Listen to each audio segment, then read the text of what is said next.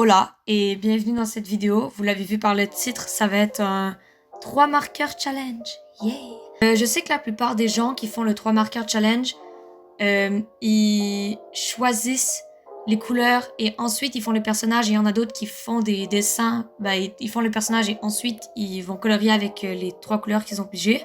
Donc moi j'ai décidé de piger mes couleurs et ensuite de créer quelque chose à partir des couleurs que j'ai eues. Et comme vous avez pu remarquer, je n'ai pas utilisé mes Copics, donc je n'ai pas utilisé des marqueurs ni à l'eau ni à l'alcool pour une bonne raison. J'en ai une tonne, donc je veux bien les utiliser, mais il faudrait toutes que je les déclasse, que je les mette dans un tas pour piger ou que j'y aille au hasard.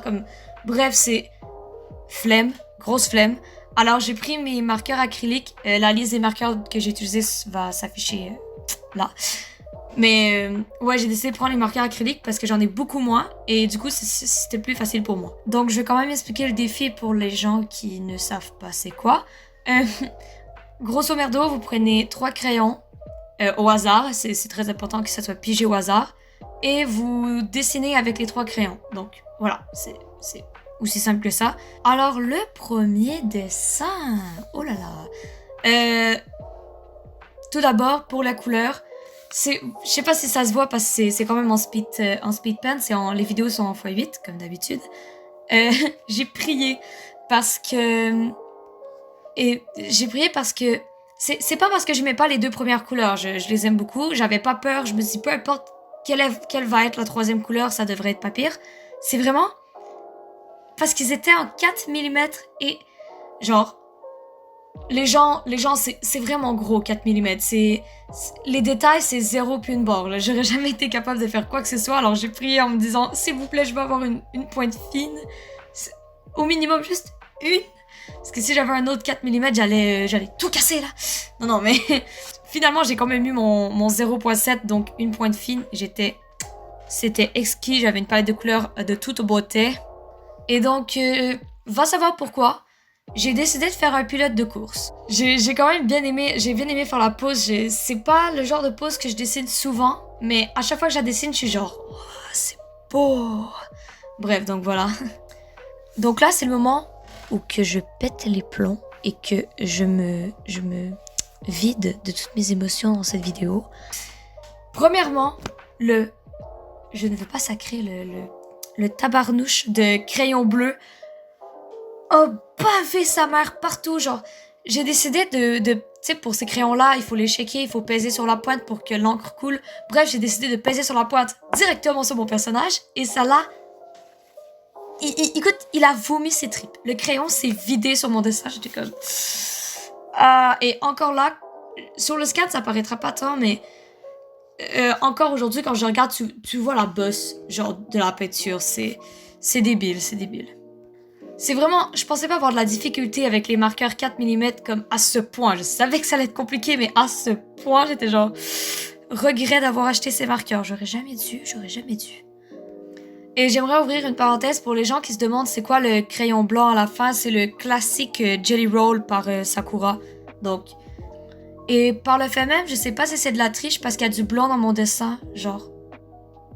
Vu que c'est un 3 marqueurs challenge. Non, je pense que le blanc et le noir, c'est correct. Vu que c'est pas un color palette challenge et juste un 3 marqueurs challenge, peu importe. Au début, je comptais pas faire de background, puis vu que vous avez vu, j'ai fait un cadre avec le tape pour tenir ma feuille. Je me suis dit que ça allait peut-être être mieux de faire un background étant donné que en enlevant le tape, en dessous du personnage, finalement, il allait avoir un blanc et le personnage aurait l'air de flotter. Alors j'ai décidé de rajouter un petit background au niveau de ses cheveux pour mieux délimiter le cadre finalement. Alors, c'est pas mal tout pour ce dessin-là. En gros, pour de vrai, j'adore la composition. J'adore vraiment le petit background que j'ai rajouté à la fin. C'était exquis. Je sais que rendu en vidéo, il y a des détails que vous voyez pas trop parce que le rose et l'orange, ça pique un peu ma caméra. Je n'ai toujours pas de caméra par ailleurs. Donc, voilà. Mais sur le scan, vous avez le rendu visuel vraiment mieux. Donc, je vous laisse apprécier. Pour ce qui est du deuxième dessin, il faut dire que j'ai longtemps cherché, genre, le dessin, il m'a pas pris tant de temps à faire, mais j'ai cherché comme, qu'est-ce que j'allais faire avec ces couleurs-là? J'avais tellement de choses que j'avais en tête qu'au final, c'était trop, et je savais pas sur quoi me focuser. Et donc, il y avait du bleu, il y avait du jaune. Et je me suis juste dit, on va faire mon nouveau OC Louisiana. Et comme, ça va être parfait. Parce que Louisiana a un manteau bleu et a un masque jaune. Donc je me suis dit, ça va être parfait. Maintenant que j'avais trouvé qui j'allais faire, qu'est-ce que j'allais faire, la pose, ouais. Parce que Louisiana, son masque, ça va, c'est beau.